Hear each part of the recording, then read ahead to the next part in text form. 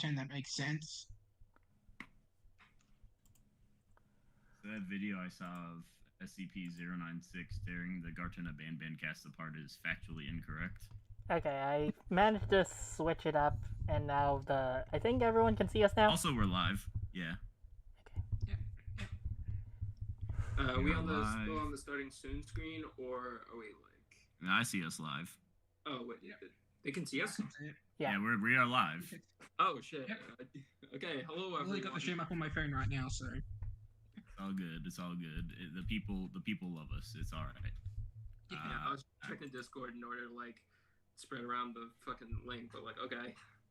All right, so welcome everyone to the Fan Battle Cast. I assume they can hear us. I'm not checking the audio, but I assume that we're being heard. Today, we are talking about Nero Claudius versus Kamen Rider Geats from, this is a Fate versus Kamen Rider matchup. Berserker, I think you've minimized the tab because now we have disappeared. Crap! Yeah, I don't see us. I was just trying to look through the other things to check through, like, YouTube and all that. Well, you'll see us eventually. Don't worry, everybody. Yeah, you'll see. I'm so sorry. You'll see my beautiful face soon enough. Oh, there we go. You can see us now. Yeah. So this is a bonus cast. This was not a pitched cast. So the reason we are doing this matchup is for a couple reasons. Something we've been wanting to do is talk about some Kamen Rider matchups, because that's kind of been a talking point for a lot of the Death Battle staff and community is like, how do we do Kamen Rider? What Kamen Rider should we do?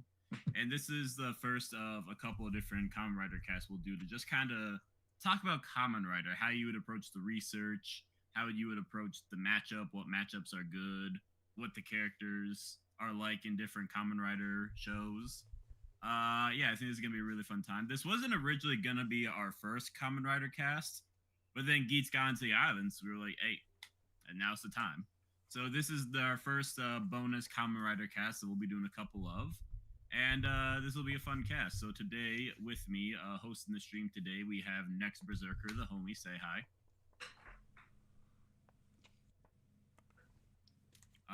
Debating. Yeah, all right, perfect. I think he dropped the figure.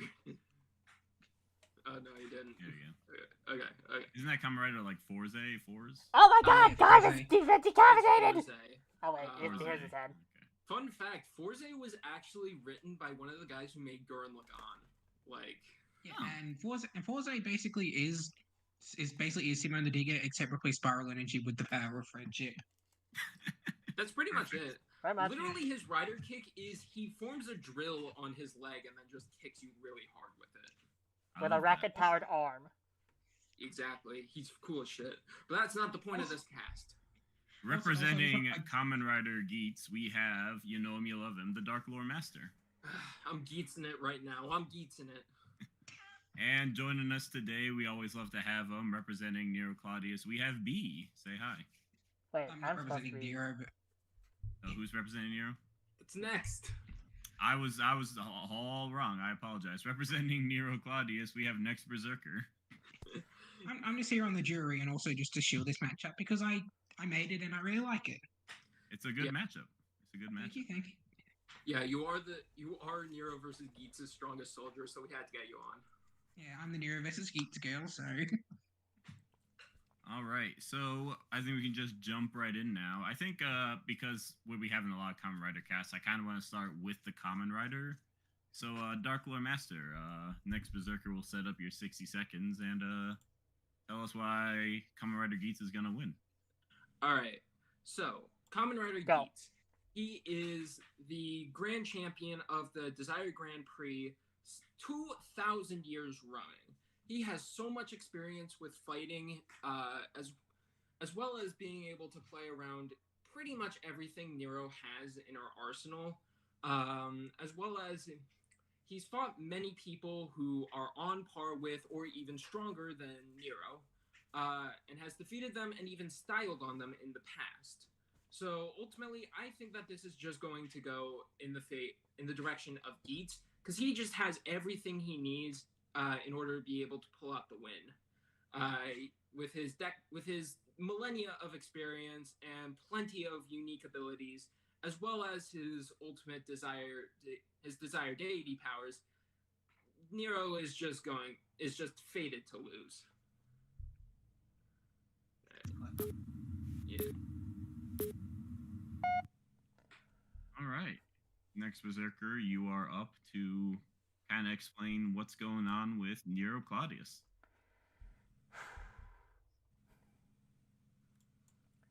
In the world of fate, there is a certain contest known as the Holy Grail War, and to those mages that wish to desire it, get one wish. But in order to do so, they need warriors to fight. Enter the Servants, which are powerful warriors from history that can utilize great powerful skills in order to gain an advantage. And in the Moon Cell, this is no different, as it's a cyberspace that more or less acts as an tournament that can bleh. Point is that the one who Hakuno, the protagonist of Fate Extra, summons 1 of 3 servants, and the best one that I'm going to be talking about is none other than Nero Claudius. He is powerful, strong, and possibly the best servant of all. And whoever Geats is, she will fall to the last emperor of Rome. Okay. So this is one of our first Kamen Rider casts. So I'm the guy who doesn't know anything about Kamen Rider, so I'm kind of approaching this from the audience stand-in as someone who doesn't know anything. Dark Lord Master, what is a Kamen Rider? Okay, so basically, a Kamen Rider they're a group of heroes, not very related to one another. They use the power of these things called drivers. Basically these belts that they wear around their waist that once mystical, technological, or whatever else items get put into, it allows them to transform into the costume superheroes, the Kamen Riders. Translated directly from Japanese, this means masked riders. Which means that a lot of Kamen Riders tend to ride around on motorcycles. This has been true for pretty much the entire franchise. All of it's just related around this one idea. However, it's such a variable and malleable idea that throughout the years, hundreds of different Kamen Riders have been made in order to work as heroes or villains, in order to fight against the forces of good or evil, as well as sell copious amounts of toys, because these are all toy commercials, and yet somehow they also somehow they also have like the hardest storylines of all time. Like these are shows meant for like 12 to 15-year-olds. I don't know how they get away with constantly having plot lines about like people fucking dying or like shit like that. It's weird. Looser censorship laws like anime. Plus, Japanese kids are just built different. Yeah, Japanese kids are definitely built different. Some people in the chat are saying we're a little quiet. Next Berserker, if you could see if maybe you could bump up the volume in OBS a little bit. So a Kamen Rider. Okay, so based on your 60 seconds, I could definitely see why this matchup comparison makes a lot of sense. They just, at a surface level, they're versus, or at least the stories these two take place in, there seems to be a good amount of parallels. Yeah. So, like, what does Geats do? Like, how does Geats fight? Okay, so Geats fights using the Desire Driver, his own belt that allows him to transform. It's pretty basic overall, but using these extra modules called the Raise Buckles, he can insert them in order to be able to gain special powers. These can range anywhere from, like, he gets a basic hammer or an axe, or it can go all the way up to giving him the powers of, like, a Naruto ninja, and then he could just, like, turn into a piece of wood in order to, like, dodge attacks, or the power of the Zombie Buckle, which gives him a poison-tipped chainsaw in order to use in fights. However, Geats' bread and butter is two specific buckles, the Boost Buckle and the Magnum Buckle. The Boost Buckle is pretty simple overall. It's just a buckle that makes him faster, stronger overall, and it also lets him summon in his motorcycle that he can use in order to fight with. And the Magnum buckle is pretty self-explanatory as well. It gives him a gun that he can use in order to fight from a range. However, there's way more buckles than just this. Like, there's the construction buckle, which allows him to, like, basically just build things in order to, like, create walls or, like, make entirely new, make tons of different weapons in order to use against people. Or the Boost Mark II buckle, which is a more powerful version of the regular Boost buckle, and he can even augment this with the Laser Riser thing, which gives him the powers to move like a laser beam or even like shoot like with a laser gun. He has a ton of different buckles which constantly augment his ability, so he can constantly be switching between these in order to basically always keep his opponents on their toes. Another fun thing with the buckle, with the Desire Driver, is that it actually can flip around. So depending on which side the raised buckle is put in, it will either augment your top or bottom part. However, you can flip this around in order to basically swap what side you're using, whether your buckle is on the top, whether your raised buckle is on the top or on the bottom. So, for example, if you were to swap the Magnum buckle from the top to the bottom, instead of having a gun, he'd basically have Bayonetta's gun legs that he can use in order to, like, kick and also shoot at the exact same time. There's a lot of this, but his final form is where things really start to get interesting. And this is Geats Mark 9. Basically, what happens is... Well, this is going to require a lot of explanation, so I'm going to need you to stay seated. Basically, for this, Geats was the son of a being known as the Desire Deity. What the Desire Deity is a wish-granting god who is basically how the plot of Geats starts. Geats participates in the Desire Grand Prix, which is basically a game show that allows you to fight for a wish. Specifically, this wish will come from the Desire Deity. And Geats is the son of said Desire Deity. He has constantly been reincarnating for about 2,000 years or so. He's been around since, like, the Roman Empire, so he's really old. But he's been constantly dying and reincarnating in order to try and figure out where to find his mom. Eventually finding out she was the Desire Deity herself. And he ultimately tries to fight and release his mom, but it's too late and she ends up dying. However, Geats inherits her Desire Deity powers, and this is all contained within the Geats 9 buckle, which upon using it, turns Geats into a Desire Deity, and basically makes him a reality warping god, able to just bend all of reality to his whims. He can do things like travel through time, completely erase things from reality. He can even change all of time in order to conform to any wish he so has.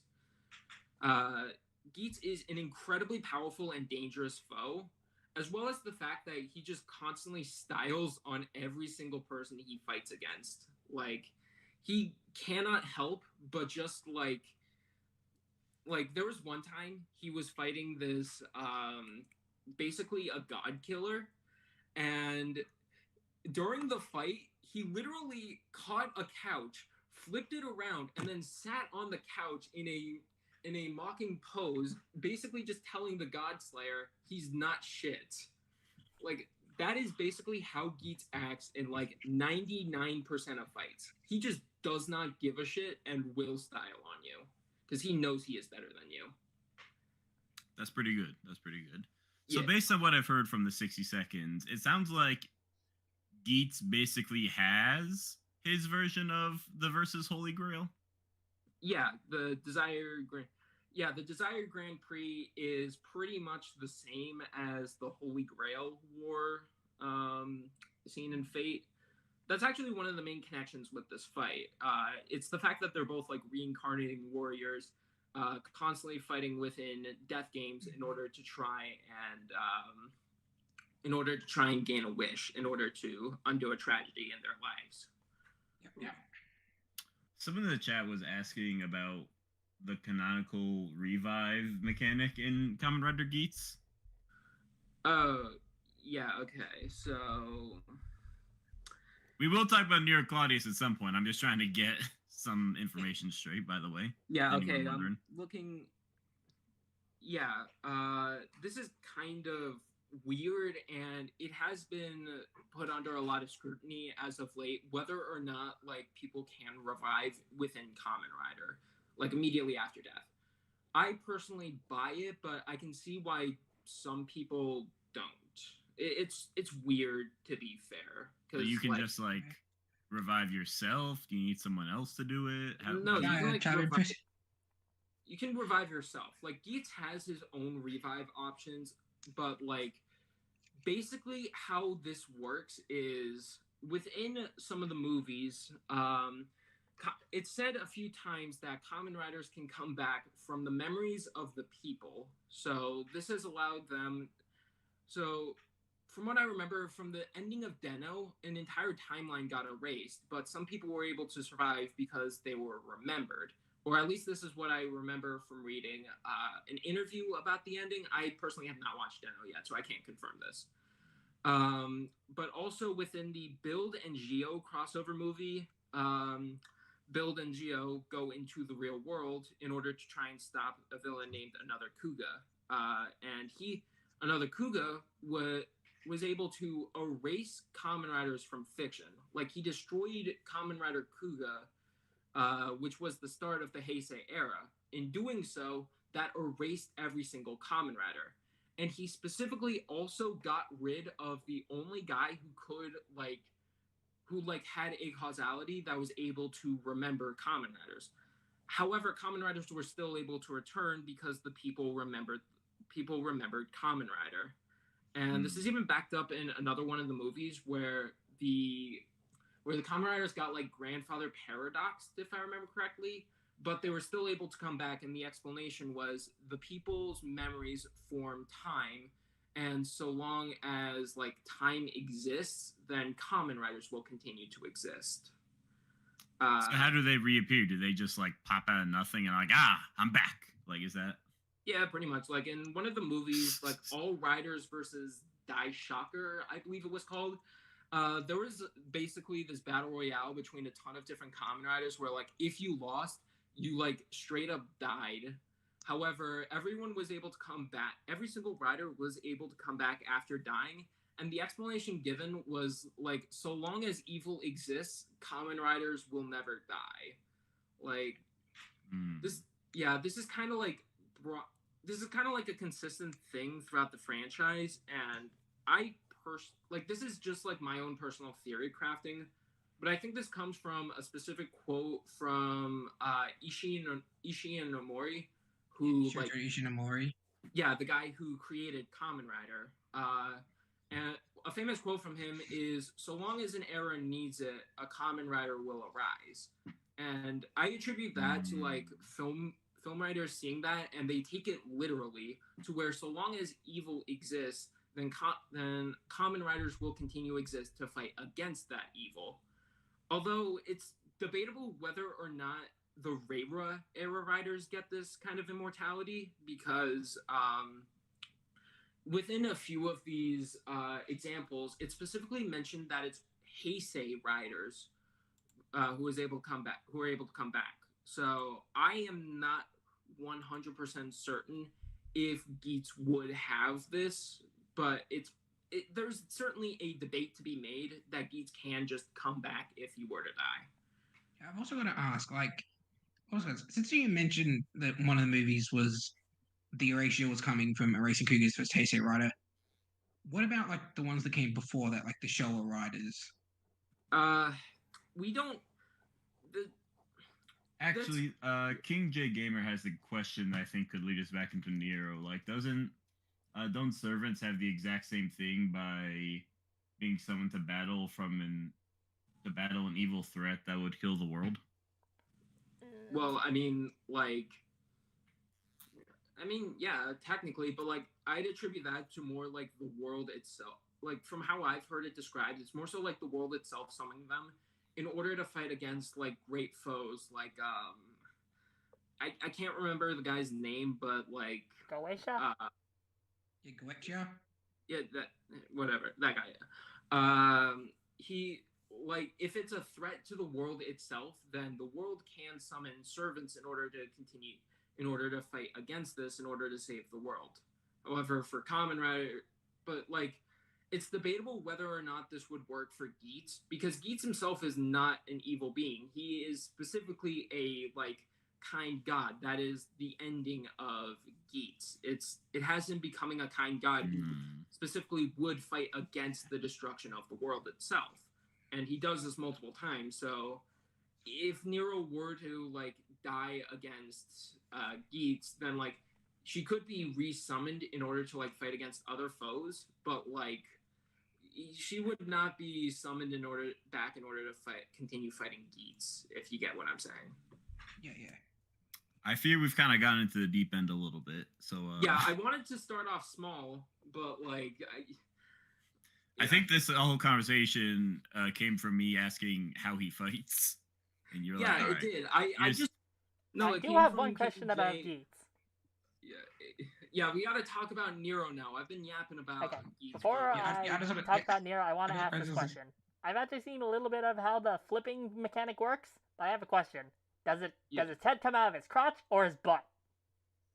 What? It's a very important question. I'm sorry. What? I don't know. When I seen clips of him using that flip mechanic where he switches his top half with his bottom half, and when he does it, his head sinks into his neck. Does it come out of his crotch or his butt? Okay. It's a very important question. It doesn't go into his neck. It goes around the back in order to come out. This is my least favorite part of Geats. Just like thinking about like how switching works, because it looks so weird in practice. Like I don't have a GIF for it, but it looks so weird. Okay. So it just it's crawls like up that his one spine scene from the and out James of Gunn his... Superman movie where the engineer just like switches around for some reason. Yeah. I mean, James Gunn is a Kamen Rider fan, so that's probably where he got the idea. It's a Kamen Rider Geats reference. Yeah, exactly.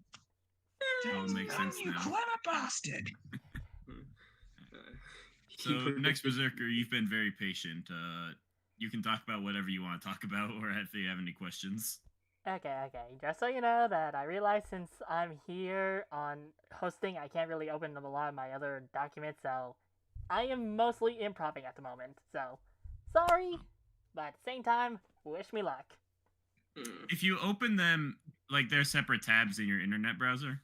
Yeah, that's the thing. When I did, it's like if you make them separate windows, like if you drag Restream into like its own tab. Yeah, it is. Not its own tab, like its own window. You should be able to. Minimizes it. It still darkens them, even if you. Yes. We'll have to work out the kinks in that. But okay. It's fine. I think I can try and list down everything out of my head. Okay. So, Nero is a servant. And not just any servant, she's the last Roman emperor of the Roman Empire before it went to hell. And she is a pretty powerful servant, all things considered. And, funny fact, she isn't actually supposed to be a saber, surprisingly enough. But because of her own will of it, she became a swordsman because swordsmen are the strongest there are.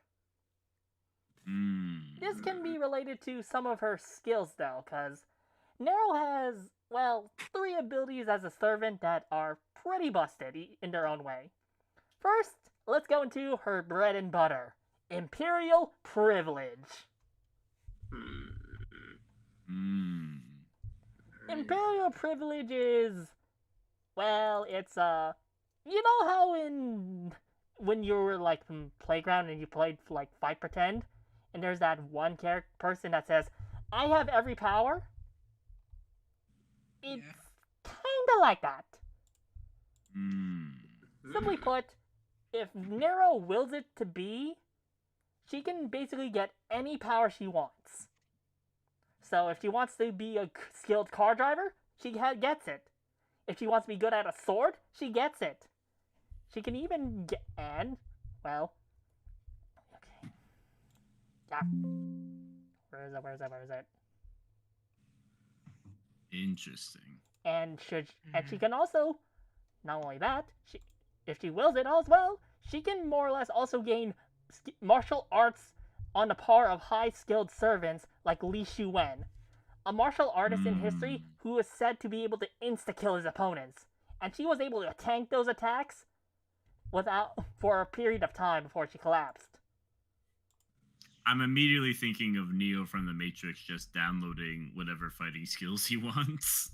Yeah, it's kind of like that. Nero can basically just do anything she wants, but the drawback is that, well, Nero also has a bit of her own mommy issues, in which her mom kind of poisoned her constantly, and so she's prone to migraines. Oh, that's no good. And these migraines, more or less, like, unless Nero focuses, she will always eventually forget the Imperial Privilege skills she gets, so she can't just, like, get them all at once and just use them constantly. Her migraines more or less force her to, like, give up these powers, unless she focuses real hard. Does she have to copy these powers, or can she just, like, summon them? Can she be like, I want to fight like that one guy I saw last week? It's kind of like a summoning, but sometimes if it's like a physical object, like a pirate ship, she has to touch it. It's like... So would she be able to use a bunch of Fate abilities, or would she kind of be limited to copying what Geats can do? Well, it's a bit unclear. She can possibly, but like she once used the present concealment skill of like an assassin class, which more or less like erases your existence. But that was only due to the fact that she had the regalia. So it's a bit iffy, but at the same time, that doesn't change the fact that she's still able to not only copy skills to a degree, but also just conjure it up if she so desires. As long as she wills it to be, that is how Imperial Privilege works. Okay. So I guess that's a good point to talk about, like, what is regalia in this context? Regalia is a mystic code. And mystic codes are more or less like ridiculously powerful MacGuffins in the moon cell. And the regalia is one such one that puts her on a level above servants, allows her to also command other lower servants, such as Cuchulainn. She actually fought Cuchulainn before, and let's just say that, you see that spear he used to stab himself? Yeah. That is Gaybolg. And Gaybolg is... it's pretty busted. She actually fought in some, like, routes in Fate Extra. She fights Lancer, and Lancer's Gaybolg more or less removes cause and effect to hit. Meaning that when Cuchulainn uses that weapon, it literally warps fate and reality itself so that it will always hit your heart. Interesting. Okay. In this fight, King J Gamer was asking what versions of Nero we're using. Is this just like a specific version of Nero, or is this like a composite Nero? I'm using a bit of a composite because I believe that with like some like conditions, she's able to pull it off. Like if like Geats is using multiple forms, I believe Nero can too, especially with like some of the other stuff she has. So this would be including stuff like Caster Nero and Bride Nero? Yes, but okay.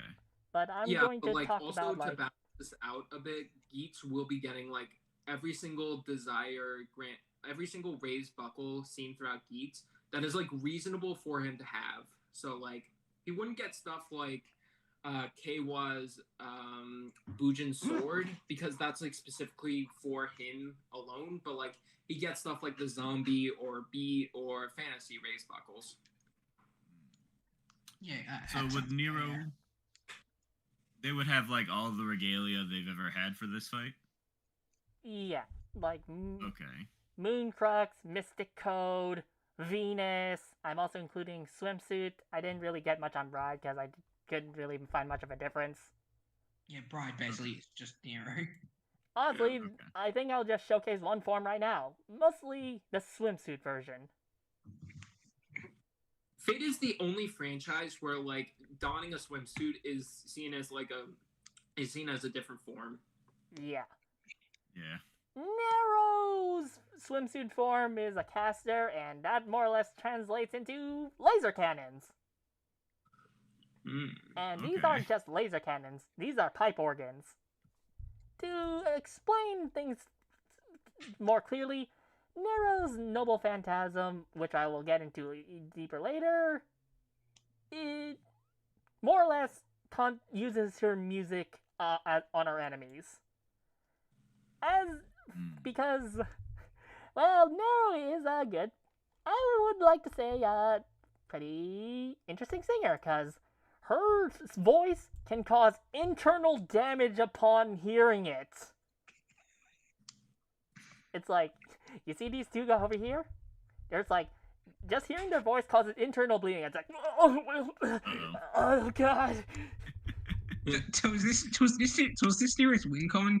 She just gives Geats internal bleeding. And you know what the swimsuit version does with that voice? It uses those windpipe organs that turn her voice into concentrated lasers. That's pretty cool. Also, do you see me how to watch it look for Geats? Because it'd be really funny to just have a spring trap situation. He's just bleeding inside his costume. And these lasers curve. Don't leave me! No. Michinawa, don't leave me here!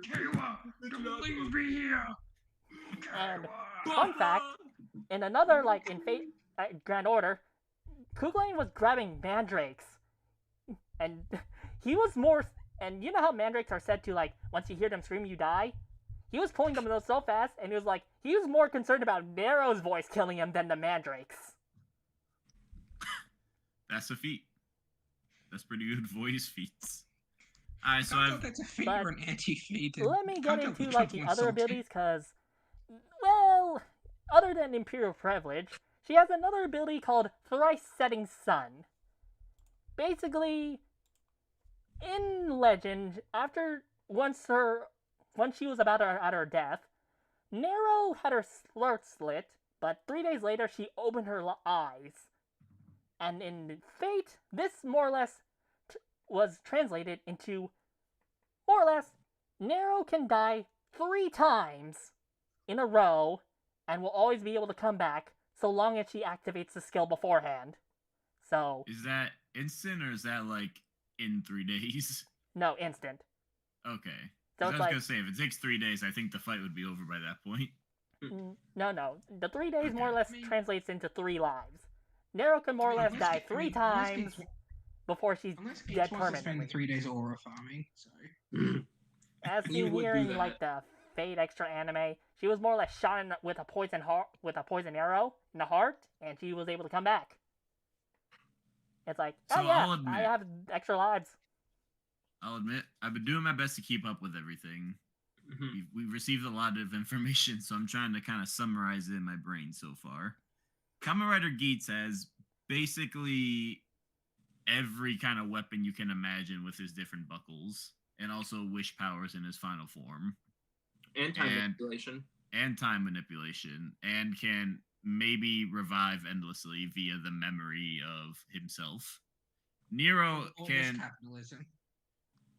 is primarily a sword user, but also has lasers and can copy and draw upon various powers they've seen and are actively seeing, and can also revive after 3 days. Or they can revive thrice.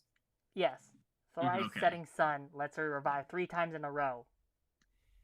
And also they can negate durability via singing. Yes, and I haven't even gotten into her Noble Phantasm.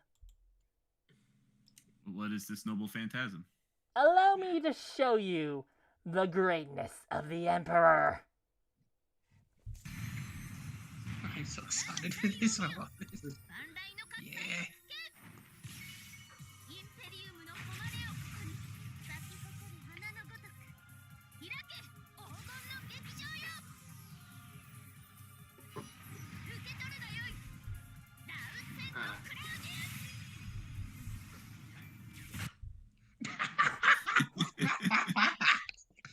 So That's it's, it. Nero so it's would just just a make really it big like that. fire slash. No. The Nero's normal phantasm, which I is more or less a theater, in which not a reality marble, but a theater she creates around the area that is kind of can replicate the effects of a reality marble, but just more or less adds a bit of reality over the surrounding area. And in this theater is where Nero used to perform and sing, and trap her citizens in to listen to her. This translates into more or less an arena that Nero can not only manipulate the surroundings, like she can literally warp and build around the theater. It also is inescapable, so you can't escape it. It buffs Nero to a high degree, while also, the longer you stay in this arena, you actively get weaker. Oh. Can you explain how it's inescapable? Well, Also, if you want to know more about reality marbles, check out our Wamu versus the Skander cast. It's not a reality marble, and it's something similar. I know you just brought it up, though, so I just wanted to throw that the reason out there. is inescapable is because in history, Nero literally locked her citizens inside to hear her sing. And as such, it translates to a literal inescapable theater as her noble phantasm. So you cannot escape once she activates it, no matter what. So, but what does that mean to not be able to escape? Like, is it just like the doors are locked? Like, if I was strong enough, could I just like bust out of there? Or No. Like it's like weird. It's like you're trapped in another dimension. And it's like it doesn't matter what you do, you cannot escape unless you either kill Nero or die. Interesting. Okay. And it also makes you weaker over time, while also strengthening Nero. And remember, this is also where she used to sing. So if Nero was to, bring out her windpipes, Nero Geats will not be able to escape. So basically, pop a few blood vessels. So basically, this is where Nero would just do the spring trap thing to Geats, basically. Yes, you cannot escape here. So basically, it'll just be Nero singing, Geats in the corner. Kayla, don't leave me here. I remember when that laser light show, that basically makes the theater outdoors, which means it removes the inescapableness, it now has homing lasers. Because of course. DJ Gamer is saying that Gawain broke out of Nero's thing before. I don't know what the context is, but that's something to note. I think it was something akin to just hitting Nero hard enough, but Oh, okay. It was also in the Fate Extra anime, so yeah, its canonicity is dubious, but then again, everything in Fate is a lot of Fate canon is debatable. So they're having a fight, like Nero and Geats are brawling. They're sword fighting. They're fighting with lasers. My question is like, if Nero can it seems like Nero has tools to kill Geats, but what does Nero have anything that would actually prevent Geats from coming back? Seems to be the question I'm asking right now. Well, if I were to go into it, she has managed to actually kill beings that are hard to kill before. Oh, to better reiterate, the world she's in is technically a cyberspace. Because Mooncell. And she has more or less fought beings that were... One of such threat of the Mooncell was Altera, and she used the sword known as the Photon Ray. And... let me get it. Do not underestimate this sword. It may look like a laser pointer, but yes, it is indeed a laser pointer. But a laser pointer that can erase and destroy dimensions. I'm gonna say it looks less like a laser pointer, more like one of those pens that has multiple ink colors. Yeah, kinda. And so is the argument that Nero would just erase the entire universe they're in, and thus Geats would not have any memories to revive from? Kinda, yeah. It's like Nero has faced like constant universe busters in the Moon Cell, and here it's stated that when Altera swings her swords, nothing remains, as if she sheared a whole dimension away from existence. And Nero was able to tank that hit, and her surroundings were like erased with nothing like just dirt. It was like removing like space itself. Okay, but then there's the question of would Nero willingly like destroy all of reality in order to kill Geats? It just depends on the timeline. If Although, it's the only way granted, to she win. doesn't really.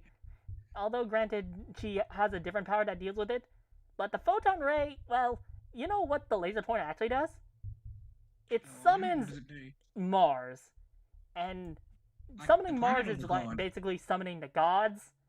And when Okay. Altera uses it, she more or less calls upon Mars to hit them with a laser powered by the concept of war itself. I would Okay, say the so this is just concept of God of War. war is more is a bigger concept than the concept of Kamen Rider. Yes, Yeah. she's more or less Well- hitting you with the concept of war as an aerial So- orbital strike. Okay, So but I have one Let's thing see. I want to say. You may be hitting me with the concept of war, but do you know what causes war? Desires. Who is the desire deity? The god of desire himself. Geats. I rest my case. Oh, so you want to go with godlike power. You know, when Okay, Nero can I wields say quickly there? the photon ray, she can also call upon a power of a god.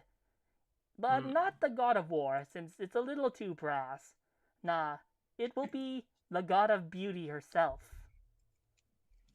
Venus. Because of course Nero would do that. And enter Wait, one Nero of her isn't most the goddess powerful of beauty? forms, Nero Venus. Oh god, we're actually cool. Nero Venus calls upon, like, more or less fuses with a godlike being known as Venus, and utilizes the power of love itself to fight against enemies capable of destroying the moon cell. It gives her Wait, flight, wait, shooting more show this? lasers, blah blah blah. I think so, but it's a little risky. I'm just trying to figure out why there's so many feathers. This doesn't really seem like a particularly like Because she's a love god, god now. aesthetic. Because she's Because a god gods now. and also Nero is just dramatic like this. Her outfits are never practical. Yes. Yeah, doesn't I like guess. one of her dresses have like a fucking boat window in it? Yeah, that's her main outfit. Yes, that is her main outfit. Well, like Like- those pajamas have a flap. Yes, See, and also it has a canonically, window right here. yes, and also canonically, the reason why is because she wants people to see her. She has canonically said, "I don't care about that. I want people to see me." Yeah, she is just vain like that. Fair She is enough. canonically an exhibitionist, and it's so funny. So what is the benefit of this form? Well, it more or less puts her on it raises her stats immensely and also puts her on a level of fighting against threats against the moon cell.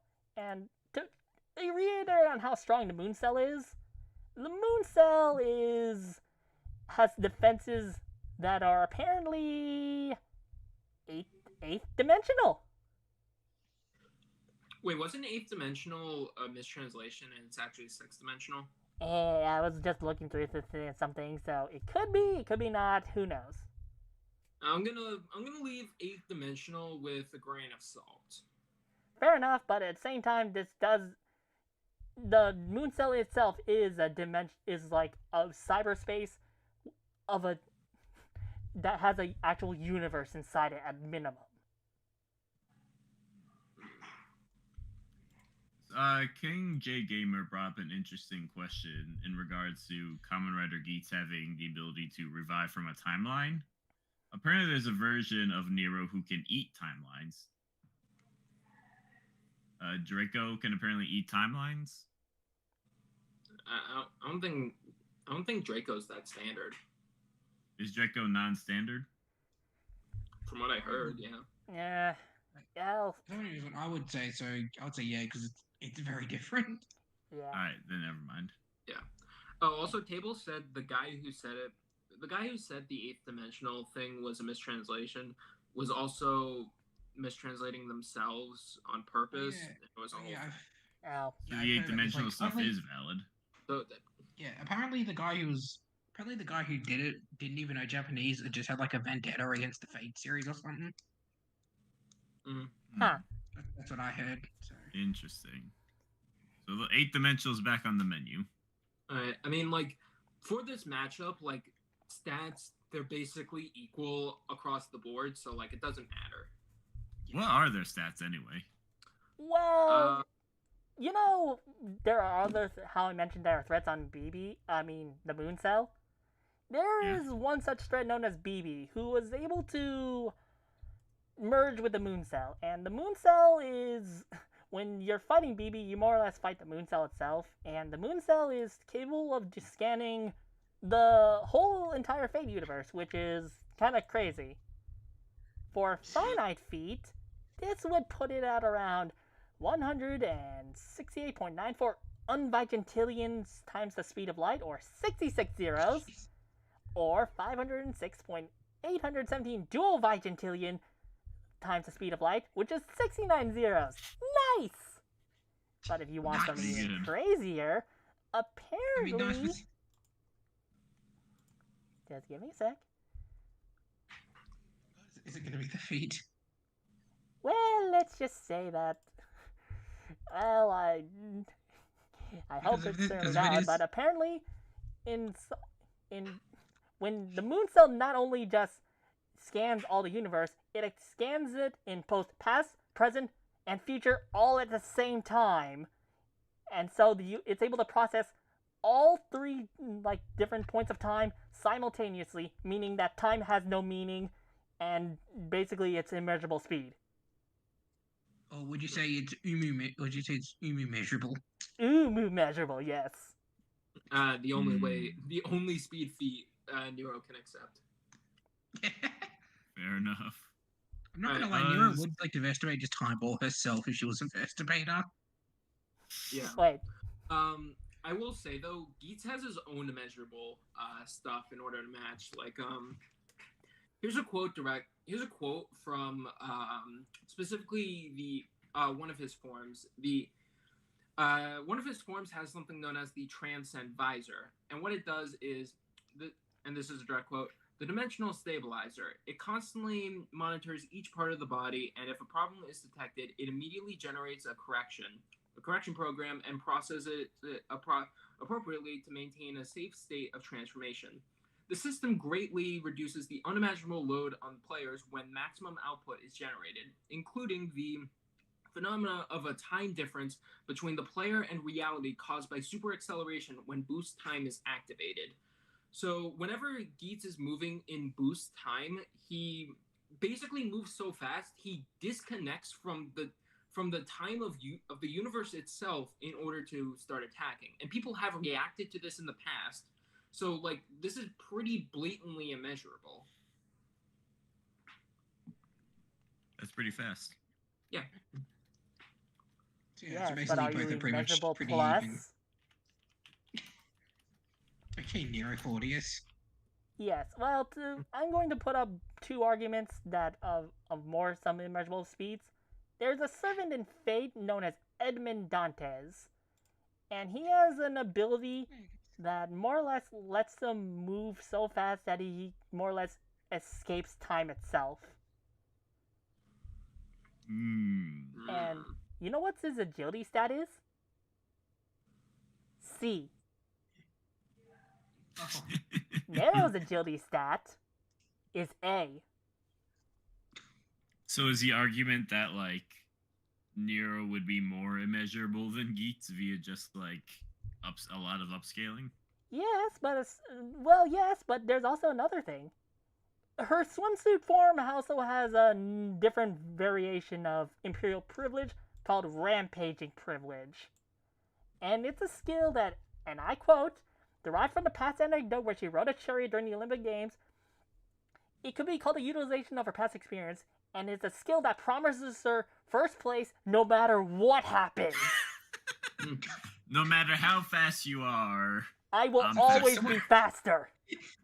So what I'm getting is this matchup basically is just Nero and Geats' kids on the playground going, I'm invincible. I'm more invincible. I'm more invincible than you. Even then, it's like Yeats has a motorcycle, right? Mm-hmm. Nero has a car Oh god. in swimsuit form. The Red Venus. So she could be driving in her car right after a beer and realize that bump looks like a deer. Yes. Ah. Even then, Emu, I just see this holiday, Emu. Nero is also fast enough to outpace a motorcycle. And what is Geats' main form of transportation? A motorcycle. Yeah, You know, okay. you can't argue with logic like this. I think that's a pretty sound. Yeah, Pretty sound can't logic. argue with that. Yeah, Can't argue with that. Well, here's the thing about that, though. Remember, was Nero Naruto running there? Yes. Yeah. Okay, but let me say this: Geats himself, he has to summon his motorcycle in order to be able to ride it, and with higher forms, he can summon better motorcycles. So this feat of Geats outrunning a motorcycle would mean that she could outrun Geats' base motorcycle, but the second he starts bringing in more of those, then it's over for Nero, because all of a sudden he now has faster motorcycles. Yes, but I have rampaging privilege in my own car, so that guarantees that I'll be first place no matter what. I think Now, the skill that guarantees you be the fastest amongst other measurable characters is a pretty compelling argument for maintaining the speed edge. Also, a motorcycle is still a motorcycle, and a motorcycle does only have 2 wheels. A car has 4, so it's just basic math. Darklo, do you have any response to that, or? Well, the car would weigh a lot more, so it's got a lot. No, not the car thing. The immeasurable arguments as to why Geats would keep up or be faster. I'm just gonna say this: I don't really buy like, oh, you're immeasurable, well, I'm immeasurable +1 arguments. I think they're kind of like weird. Because like the main point of immeasurable is like, this is like the highest tier. You can't go any faster than this because you're literally time traveling via moving so fast, so you can't really move faster. I think that's kind of just like my thing, where I don't think it's valid. Like, yeah. We were saying they're comparable speed-wise. Are they comparable AP-wise as well? Yes. So for Geats himself, he's pretty solidly one of the strongest Kamen riders out there, which means he can dwarf folks like Build and Xaid, who were able to stop entire universes from crashing into one another via the World Machine. And universes in Kamen Rider are like very complex. They're like 5D structures, like 5-6D structures. However, this can go even further with like a bunch of other higher dimensional realities. But even still, like Geats is debatably stronger than even folks like Kamen Rider Gaim, because X Geats claimed that he, like the God Killer that I mentioned way earlier in the cast, that was X Geats. X in a novel where X Geats had like gone and killed a bunch of different gods, and he was about to go and fight Geats in the movie. He said that the man of the beginning is a potential target, which is Kamen Rider Gaim. And Gaim, at the end of his show, is a conceptual higher dimensional god. So, like, that's grounds for, like, low to, like, outer scaling. Wait, how's it outer? He's a concept. Like okay. Yeah. Also, how does, like, he scale to it if, like, as Geats said, if he only said he was going to fight Gaim, but hadn't actually done it yet? Yeah, he had not fought him yet, but, like, X Geats is like a known god killer. He had killed like, I want to say like 20 gods up to this point.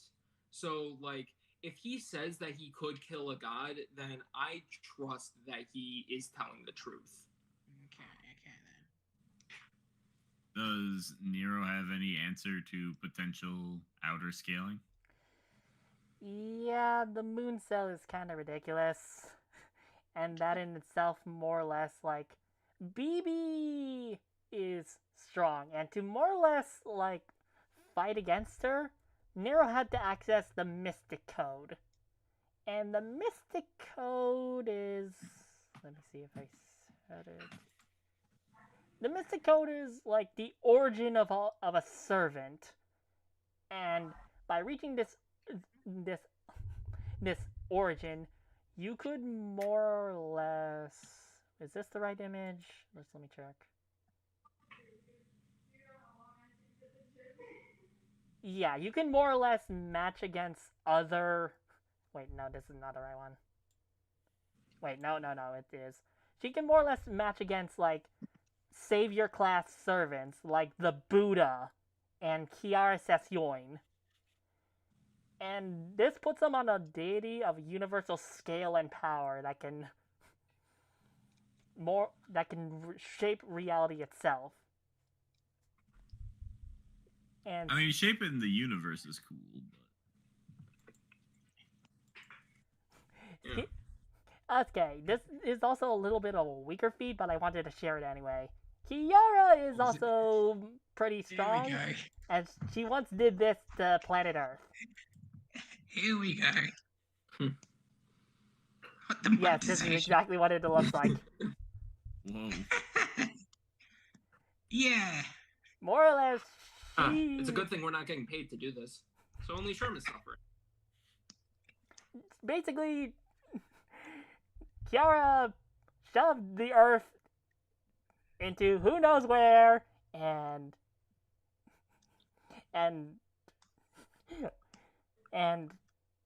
let the waterfall loose so hard that it had enough force to destroy Jupiter on Earth. Friendly reminder that Fate started as a hentai gang.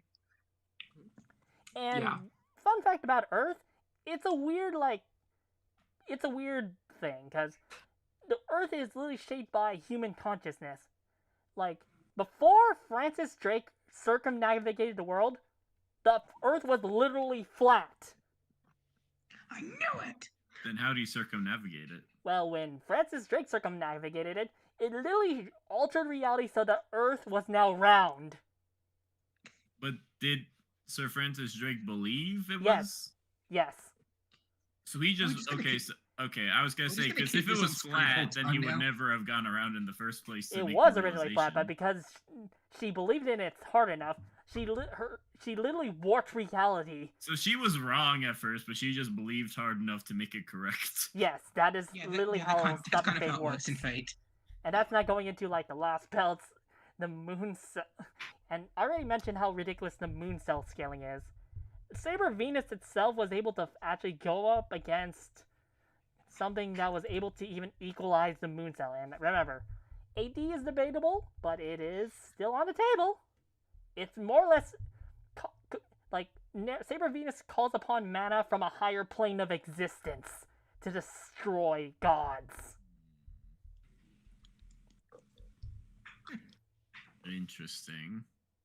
So we've kind of talked about their stats a bit. We've talked about their abilities. We've kind of come to the conclusion that both can do most things. Yeah. But who would we say is like more versatile between the two? Because they both have a lot. Yeah. Okay. So both have a lot. They can do a lot.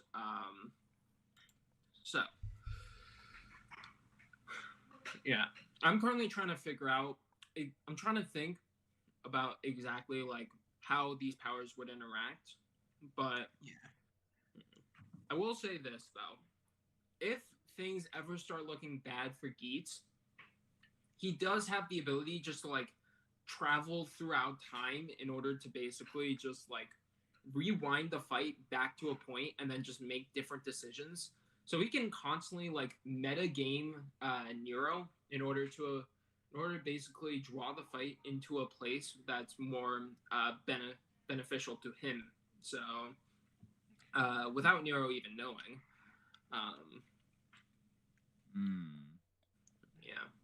Arguably, Okay. with the moon cell being able to process past, present, and future at once, and Nero being able to match it with the moon, with like her mystic code, she could arguably also fight someone who can see all of time and win. So even if you were able to turn back, the outcome would be the same. I do think it's kind of interesting. It almost seems like they can do basically anything, but they both have limits. Geats is limited by the amount of gleam he has, which I still don't fully understand. Nero is seemingly just limited by like getting a headache and forgetting some of their abilities. The Mystic Code is also has a major drawback. It's so powerful that it could and actually risk destroying her. So she only has her like master tell her to only use it once. Yeah. I can explain what Gleam is though. Basically, how the powers of the Desire Deity works is it runs off of something known as Gleam, which is basically like desire kind of like morphed into something kind of physical. It's basically what powers the powers of the Desire Deity. Within the Desire Grand Prix, in order to keep the Desire Deity satiated on Gleam, every single loser of the Desire Grand Prix would have their ultimate desire taken away from them. Like with Keiwa, who he wished for world peace in his initial Desire Grand Prix entry. However, when he lost the desire in order to try and make the world a better place. And he just kind of became a bum scratching off lottery tickets. Which, however, when Geats became the Desire Deity, he didn't want to take away people's desires. So in order to do so, he had to eat like ungodly amounts of food in order to keep the energy up. Now you laugh, but there was like an actual scene in Geats where like he ate like 100 plates of curry in order to try and keep up his energy. Did it work? Kind of. Not really. Gosh, imagine that coming out. Yeah. I will say though, come out when he's in the suit. Yeah, okay. I will say though, by the end of Geats, I don't think Geats is limited by Gleam because he absorbs the powers of another Desire Deity, the attendant of the original Desire Grand Prix he was participating in. She was becoming a Desire Deity as well. So then, in order to be, he absorbed her Desire Deity powers into himself, and basically made himself a super Desire Deity. And I don't think he's limited by Gleam anymore, or I don't remember it being a problem in Geats anymore. So I don't think Geats is limited by the amount of Gleam he has. I have a question then. Mm-hmm. Could Nero just copy Geats' Desire Deity powers with Imperial Privilege? Okay, I actually have an argument against this. Okay. So basically what happens is whenever you become a Desire Deity, you begin slowly losing your desire to do anything. Basically, you kind of just become a husk of yourself and you can only stand, so then people have to tell you what they want. That's the cost of becoming a Desire Deity. You lose every single desire of your own.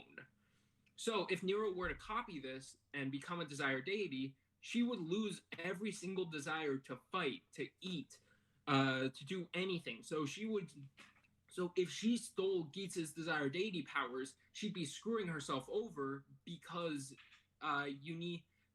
Geats, in order to become a Desire Deity with his own desires, there was a lot of very specific stuff that needed to happen with him, like his mom being a Desire Deity herself, and having the powers of two Desire Deities within himself, as well as having like all the experience he had, his biology. A lot of different stuff had to go in order to have him be a Desire Deity with desires of his own. So if Nero were to copy this, she'd just be screwed because she does not have those same. She does not have all this similar stuff going for her. Some arguments I have is that Imperial Privilege is, albeit temporary, because of Nero's like constant like migraines, which also make it so that mental attacks do not work on her. And at the same time, the reason why Imperial Privilege works for Nero is because her passion is honestly above a lot of other servants, which makes her ideal which is why she's so has such a versatile skill. So yeah, even if she does copy it, it's only temporary. Even then, I have Saber Venus, and so a god is already on my side. And it's said in Fate that if you have a war god, and though granted Venus was a god of beauty, she was also a war god, it's guaranteed victory. I do see the chat is saying something about Fate potentially being outer with the outer gods and Velbar too. Yeah, I thought that they can only get that high if specifically the planet were to summon them, but like yeah, it's like if the planet views Geats as a threat, the Nero would be summoned with like an infinite amount of mana. Something about servants is that they run on mana, but at the same time they can absorb it from the surroundings. So, or would we use blood this version of Nero? No, it wouldn't make sense. Also, I've got to ask: are there any with Geats' ID powers? Are there any times where others have copied them in the series that we could use, compare with Imperial Privilege? Okay, there's very weird examples, specifically within Outsiders. If I remember correctly, Zine used the powers of Geats 9, but the specific thing is he didn't copy the powers of the desired deity. He copied the powers of Geats. Basically how he worked is he can use, if I remember correctly, the cards that Decade uses in order to be able to gain the powers of other Kamen Riders. And in doing so, he could gain their powers. This is specifically going off of his place as a Kamen Rider and not his place as a desired deity. So if Nero's copying specifically the desired deity, then she would get screwed, which is what she would be copying since that's what she'd go for. Okay. So I don't want to try to argue with you. I'm just trying to understand better. You're saying it wouldn't make sense for the planet to summon Nero in this fight. Isn't the usual standard battle assumptions that we would use them at their best? It's weird on how they get summoned.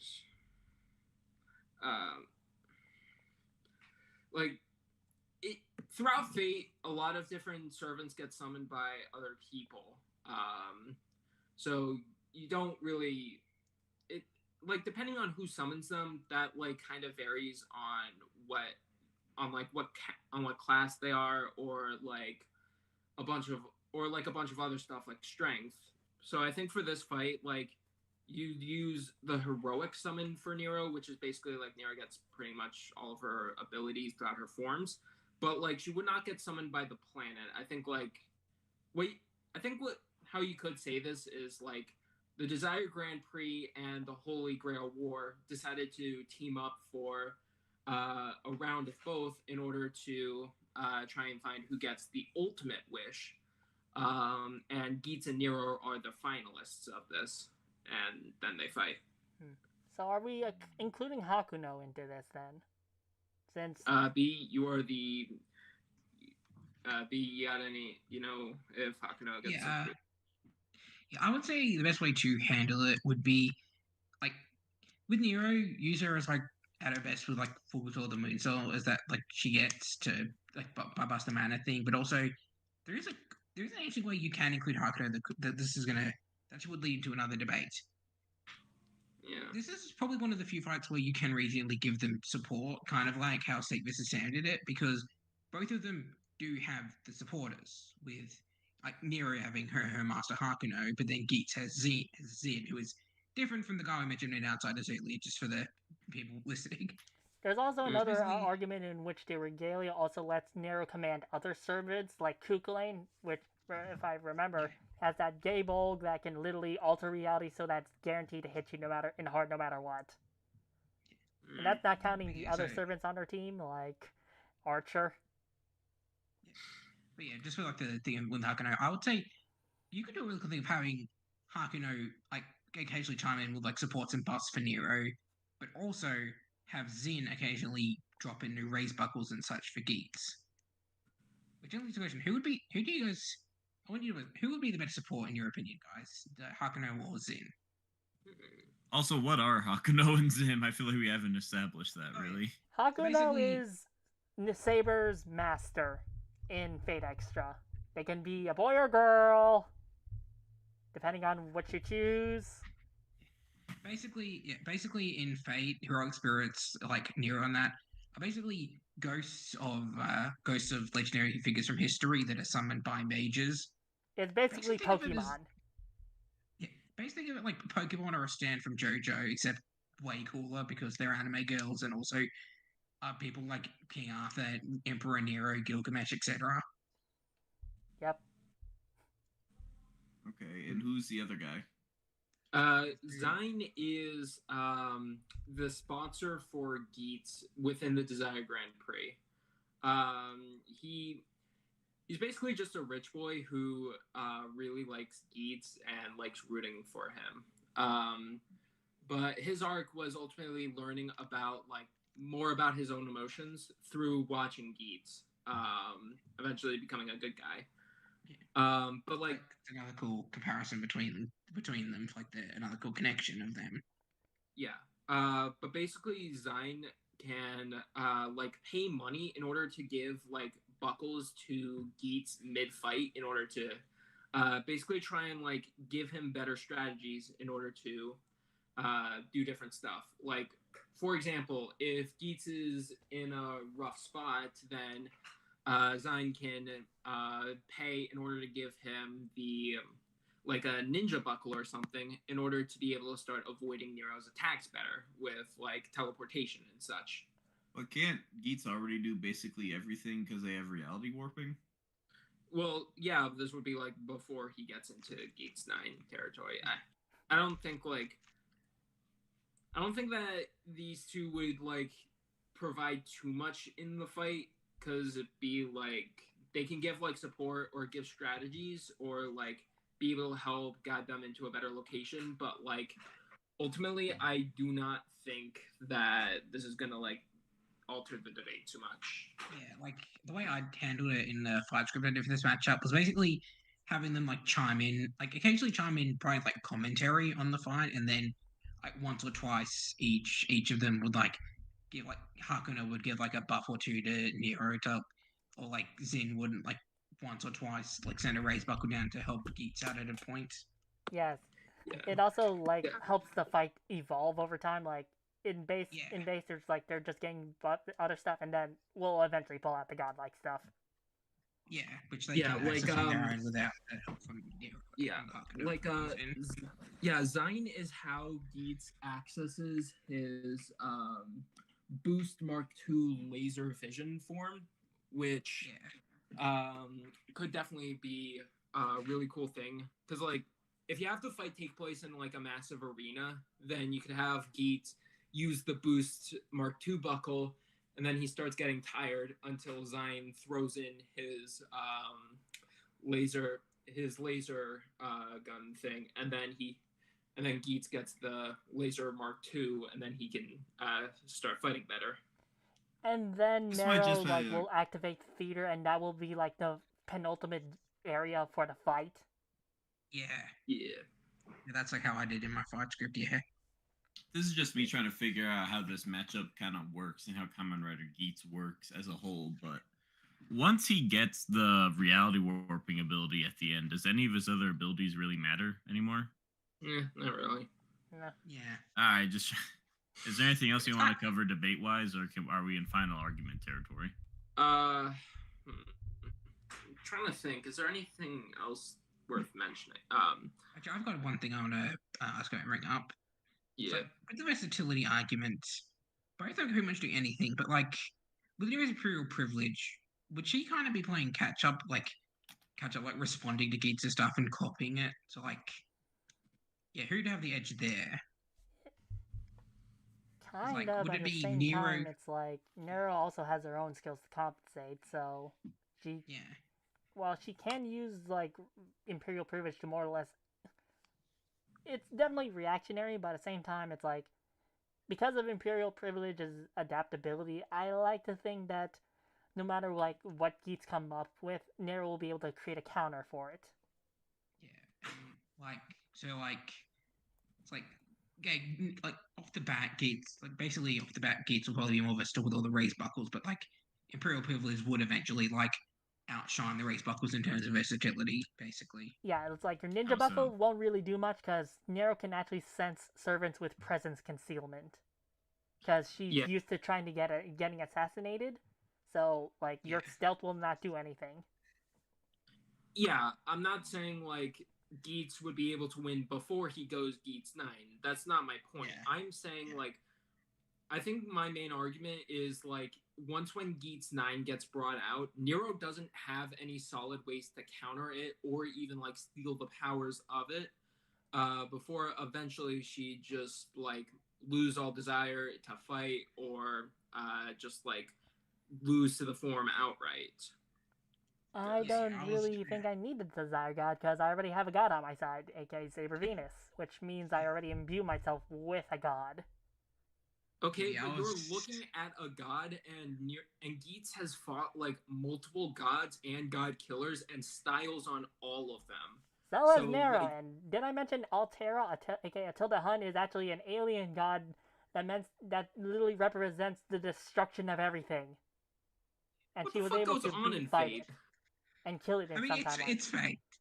It's fate. This isn't even the weirdest thing that happened to Fate. Were you not there for the Planet Fate from Cow earlier? A lot of weird Nah, stuff happens in this series. nah. I just finally cracked and then decided to do the obvious joke of what the fuck goes on in Fate. Yeah. King J Yeah. Gamer has said something that I would like some explanation for, and I'm unable to parse what it means. Let me see if I Hakuno can- directly scales to the Geo cast. Spoilers for Ordeal Call 3, who's capable of fighting outer threats like ORT and Lost Belt Zeus, who beat Zephyr. Oh yeah. Also, I just want to say, the Geocast that's Go, that's Fate Grand Order, that's the mobile gacha game, which is How does where any of that apply to Oh, Nero? ORT, that Because was the guy Nero who is also a talked about summonable character in Fate, and she has a lot of scaling. Like she can fight like Artoria, Goetia, the one who's literally supposed to destroy all of Fate. Yeah. So Also, can Nero Hakuno. be Also, yeah, Hakuno outer eventually without is being summoned by the planet? Arguably, kinda, yeah. Yeah. Even then, Like, it's Fate like Grand- with the as a- Mystic Code and like Saber Venus, she should be able to fight on par with like higher like servants, like the saviors. Yeah, the basic thing is just Fate Grand Order is a mobile gacha game, so a lot of crazy stuff happens there. That is fair. Yeah, we all remember what happened back during the dark times of the Tom versus Wiley analysis for Tom. I love the mood shift when that segment came up. Yeah, Okay, like, so clearly what we need to do is wait for Geats to get in Ride comments. Oh wait, that doesn't exist anymore. Oh no. Sorry, Geats, you lose. You don't have mobile gacha game scaling. no, hold on. No, I actually think Geats is in like this mobile zombie game. They actually got his actor to do an ad for the game. I saw that, yeah. Where it's literally just he's styling on a whole horde of zombies. Like in his Geats 9 form, he creates like 9 tails on him, and then he summons 9 guns and then uses those tails in order to start mowing down hordes of zombies. Oh, that reminds me. That's pretty sick. Nero's like main rival is Tamamo no Mai. Yeah. And yeah, in Tama, Fate, yeah. apparently she's also Amaterasu, so she's also Yeah. 19 Fox, and so I think she has experience dealing with foxes. Yeah. Yeah, All right. That's also just another fun connection. experience with fighting exactly what the other guy is. That's why I love this matchup. It's just perfect. My brain is struggling to retain all the information in this cast. Anything else big, or can we go into final argument territory? I think we can do final arguments. All right. I'm gonna say Nero. I'm gonna put the poll up. Next Berserker, please explain in your final argument why Nero wins. Nero as a servant makes her like far above like the average like being, and she's one of the high tier servants in Fate due to being like a saber.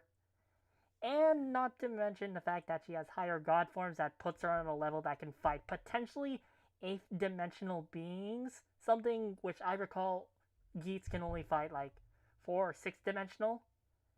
And at the same time, like her imperial skills lets her effectively have better resurrection via Thrice Setting Sun, and a skill that's more or less gets her any power, whereas Geats has to actively switch drivers to do it, whereas Nero can just conjure them up so long as she wills it.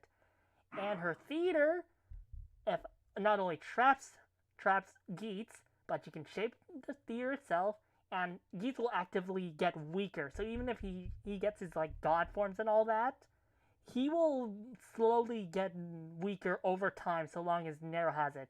And with her godlike forms like the Mystic Code and the Venus, she will also get stronger while the theater is up. So I think Geats will eventually, for the first time in like ever, meet his end at a real Emperor of Rome. Dark Lord, what do you have to say about that? All right. Here's what I have to say.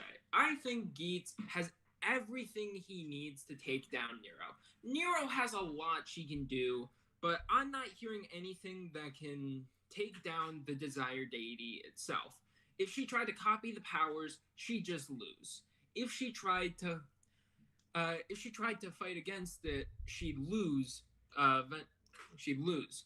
Geats has 2,000 years of experience constantly fighting in Desire Grand Prix in order to try and find his mom. He has so many different buckles that allows him to basically match anything Nero could pull out of her very revealing dress.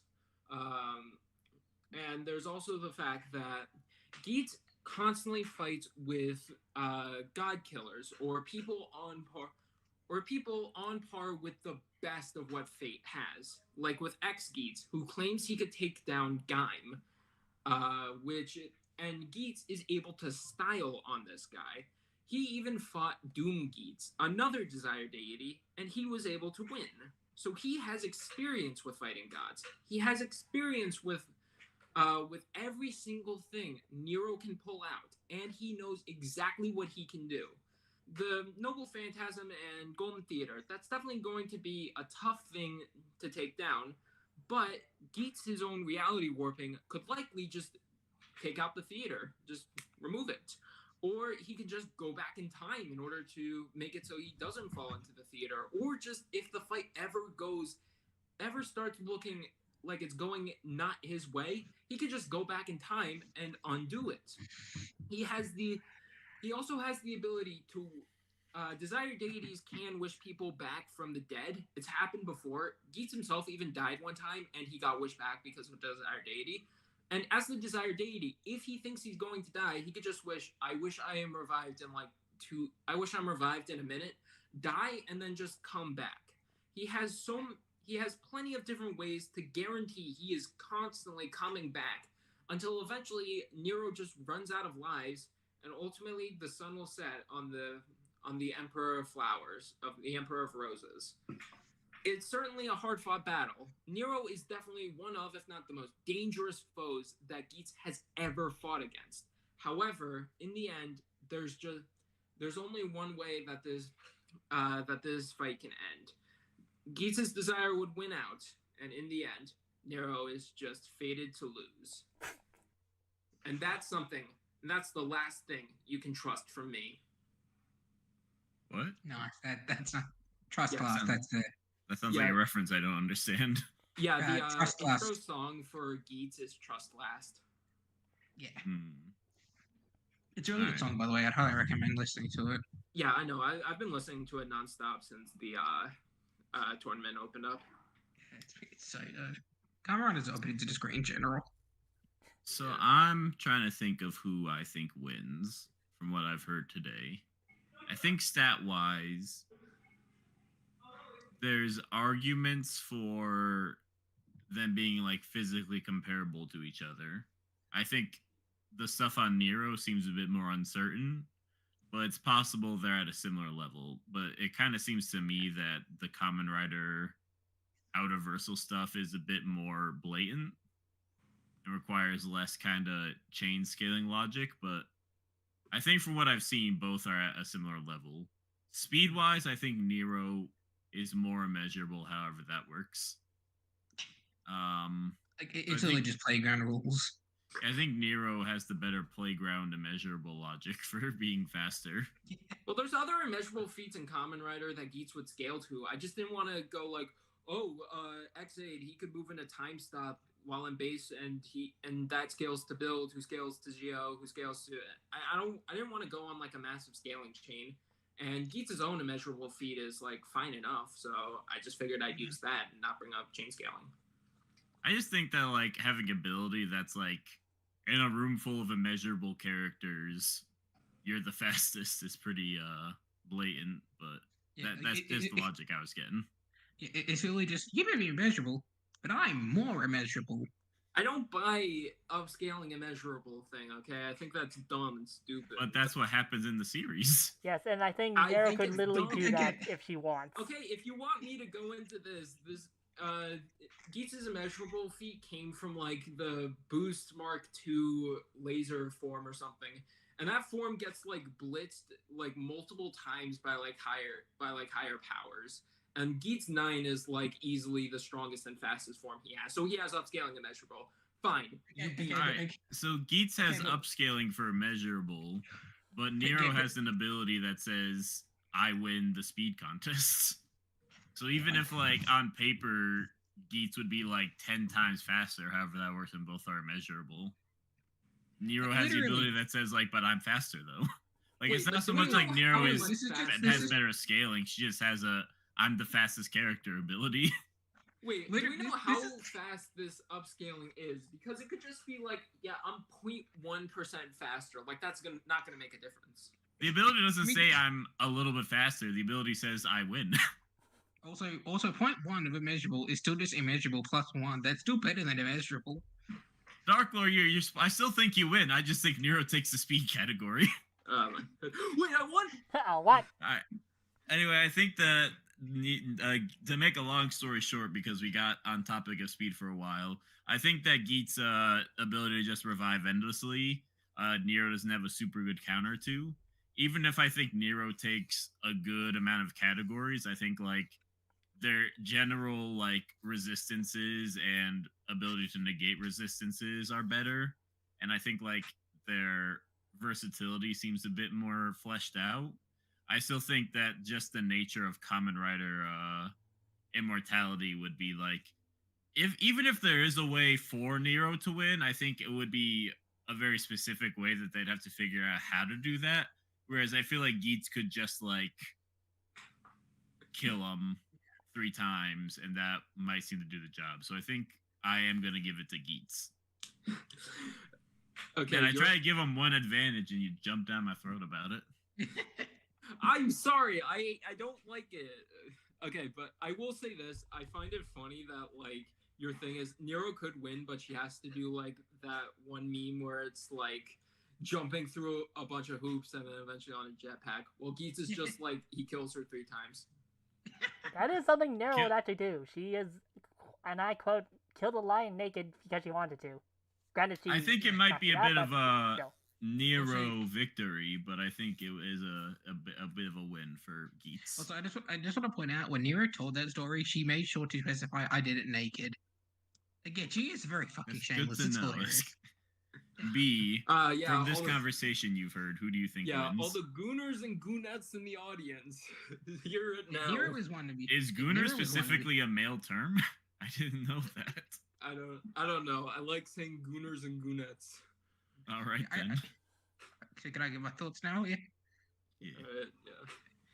I was like, I'm sure you all know, I am very into this matchup, but I got to be. You two brought up a lot of good points on both sides, so really good job, both of you. It was really fun listening to all this. So I think ultimately though, I'm gonna give my vote to Nero because just personally, I think like the arguments for both of them were good, but I still think that I still do think like Nero does take enough categories like the speed and stuff, and just having the edge with imperial privilege. Plus, like the argument on like copying the desire powers, like from what I know, it's that's not an instant thing. So I think Nero could just do the things like you said Geats could do to win, just do them before like the desire powers destroy her. So yeah, I think ultimately I'm going to give it to Nero for my vote. All right.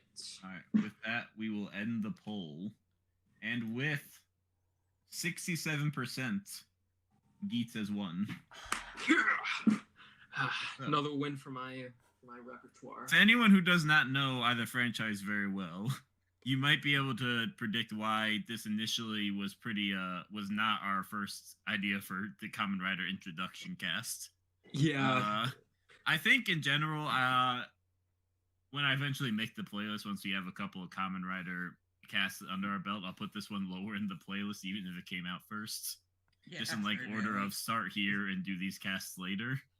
Yeah, for someone who knows both franchises very well, both these franchises are insane, and starting with this is very funny considering, they're some of the most insane out of a very insane franchise. Geats is on the island. This is the time to talk. Geats could get it. Well, not this week because he has a golden heart, but he could get out next week for all we know.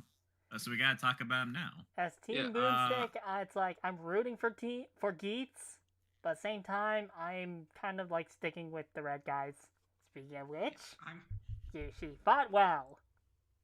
Yeah. It seems like it's a definitely very interesting and nuanced debate.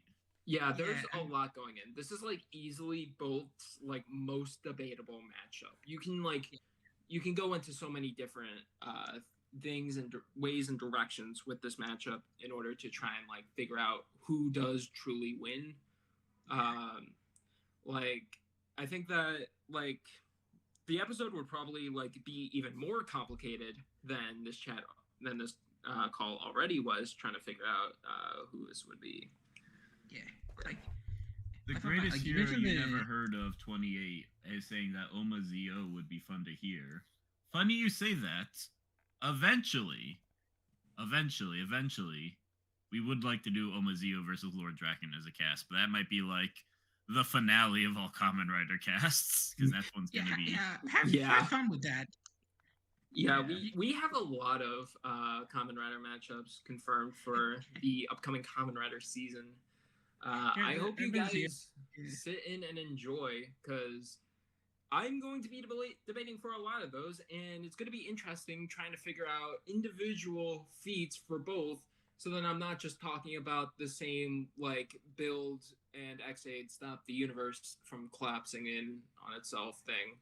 I got to do a lot of work in order for this, but I am excited to talk about this. Kamen Rider as like a franchise is like my favorite franchise of all time. It means a lot to me. So like being able to talk about it for like multiple hours on end is definitely a very, very cool thing that you did for me, Sherm. Yeah, of course. It was all for you, not for any other reason, just purely for you. It's because I have such a beautiful face. Yeah. I get lost in your eyes. Anyway, I do actually want... This cast is supposed to be informative, and I feel like it was kind of terminology hell for a while, so I was wondering if we could take like maybe 5-10 minutes to just like kind of explain Kamen Rider Geats and what they're all about and what you would need to watch and research in order to like understand and scale them. Yeah, I could probably also give you some info on that for Nero side too, if you guys are interested in hearing that. And why not?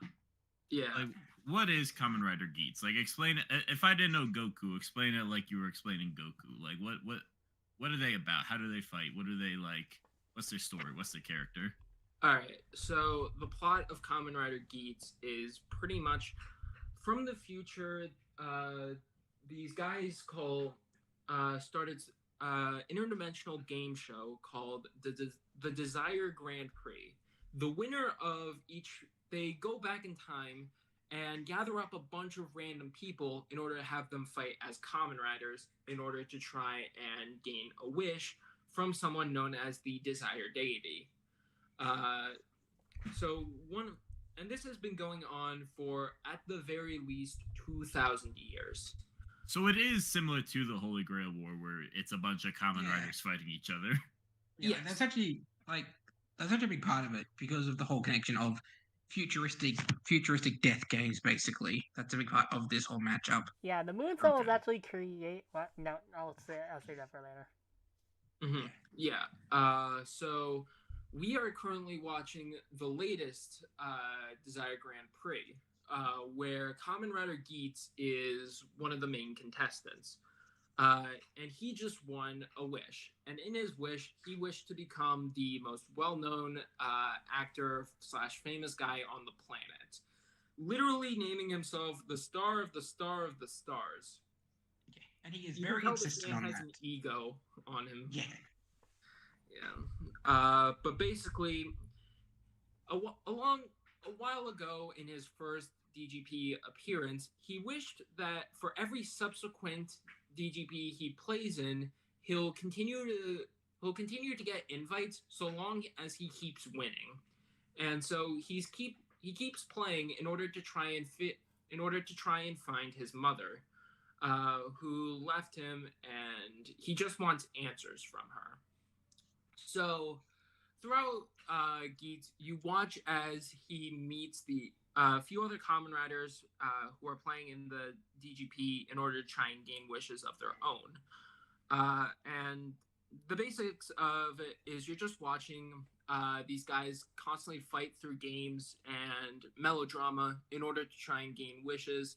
And whoever wins, you see how the world will conform to their wishes until eventually a new DGP starts and they're put back in rotation. And this keeps going for a while as you keep learning more and more about the Desire Grand Prix, what they truly mean, and the fact that, to no one's surprise, they're actually evil. And this keeps going until Geats eventually finds out who his mother is, the original Desire, the Desire deity herself. She's the one who's granting all the wishes to people. And back 2,000 years ago, during some of the first Desire Grand Prix, she gave birth to Geats and then left him to die in a temple. However, every time he dies, he resurrects him. He gets resurrected in a different body somewhere else. So no matter what, he'll keep dying and being reborn. And now all he wants is just to try and find his mother, to ask, like, why is this happening to me? And so then eventually he finds his mom, finally has the heart-to-heart with her before she eventually fades away and dies. However, with this, his powers the fact that he's the son of a Desire deity starts to take hold, and he starts to become the new Desire deity. And from this point, it's a race against time and against the Desire Grand Prix in order to try and make sure Geats doesn't fall into their hands, so then they can keep perpetuating the Desire Grand Prix, where they keep killing people or keep stealing their wishes in order, all for the entertainment of a bunch of people from the future that they don't know. That's pretty much like most of the plot of Geats. Okay. If you wanted to scale Geats, what materials would you have to research? So for Geats, you would have to read. Okay, so you would watch the original Geats TV show. You'd also watch the multiple Geats movies, as well as read the novels associated with Geats, as well as the TV specials, like the TV specials for Geats, yeah, there's for TV specials for Geats, or for they're just not like all Kamen Rider. but yeah, pretty much every Kamen Rider. Like, I'm going to be real. Like, watching all the content for a specific writer is not actually that hard. The main thing and reason why Kamen Rider has not been touched in a versus sense is it comes from the fact that like it has not had a proper deep dive yet in like a blog or like on an episode of Death Battle. Like if it was like the best way I compare it is it's like kind of like Marvel and DC, but like if nobody had read all of the comics for like versus blogs and such. So like if you wanted to do like Marvel or DC, you'd have to read every single Marvel and DC comic in order to try and figure out where how everyone scales. Which, to be fair, if you had to do that for like just to research Batman or whatever, like it doesn't matter how much you love the character, that's going to be way too much research. So that's why I'm kind of waiting for like one. That's why I'm kind of waiting for like one blog to like finally research every single piece of Kamen Rider lore, because when that happens, the floodgates open and Kamen Rider is pretty easily accessible to like make blogs for, since you could just like look at what previous research has done to find feats, and then you could just like go and slap those in at the end of a blog after like you describe everything they can do. Yeah. Miranda's surprised I have a beard. I feel like I've had a beard for a while now. I could have sworn you've had a beard for like a month at this point. Yeah. Yeah. Anyway, I don't know. Maybe this is because I'm in streams with you for Pline's channel a lot, but like I don't know. I don't think it's that weird. You have a beard. Well, so you're saying that Geats is one of those Kamen Riders that you would have to look at pretty much all Kamen Rider to get a good grasp on, unfortunately. Pretty much. I mean, that's kind of like most Kamen Riders, if I'm being real, because like there's a lot of crossovers that like mean they scale, that pretty much every Kamen Rider should be like relative to one another. So that's like a lot of feats and stuff you have to research through. I remember you were saying for an example of a Kamen Rider matchup that would be an easier introduction to the series, you were saying Shinra versus Cross Z would be easier to research than something like Ichigo versus Captain America. Well, yeah, because Cross Z has less material that you need to look over in order to find it. Like yeah, I can't really spoil like something related to this matchup. It's not what you're thinking about, Sherm, trust me. Okay. But like there's something related to this matchup I cannot spoil right now. So yeah. All right. Another matchup that I think would be good for researching because it'd probably be also simpler. Yeah. Another one I think it's also actually another fake Kamen Rider one would probably be actually two because there's both Shiro versus Kamen Rider Ryuki and then Sakamoto versus Double. Those would be easier to research? Yeah, relatively.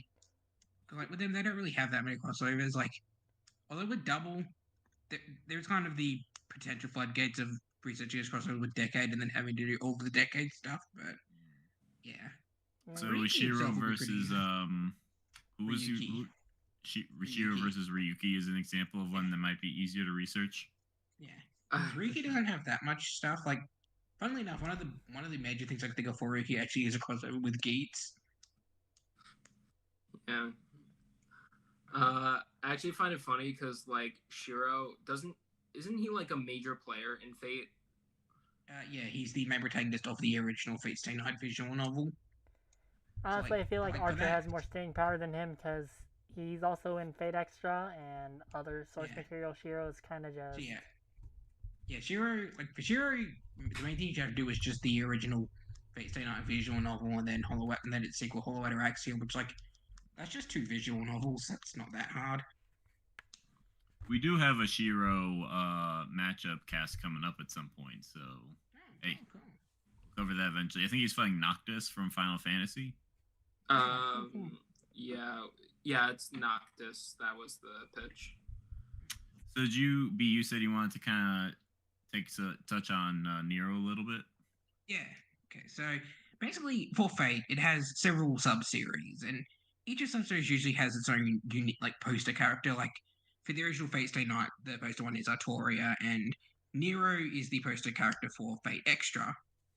And like, firstly, for anyone wondering, the reason Nero looks just like Artoria is, funny enough, in universe, it's actually kind of the opposite way around because, like, in universe, Nero predates Artoria, but like out of universe, like the reason is because, well, it's kind of just a running joke in Fate that a lot of characters look alike. It's called the Saber Face phenomenon because all of them just look like the Saber Artoria, and It's Nero is basically one the of them. Pikachu. Yeah, basically. No, it's not this. It's not the saber face. It's the Nero face. Okay. Yeah. Yes. Can't have. That's what Can't Nero have would Artoria say. have shit in Rome. I think there's a thing where it's like literally at one point Nero says that like Nero tries to claim like, oh, the reason Saber looks like me is because I'm actually a distant relative. Like the whole reason her and like the English kingdom exist is because of my great Roman Empire.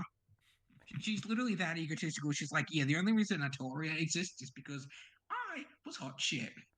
Ignore the fact of what she did to like all of the Britons on her conquest and burning down like Rome, but she's still, you know.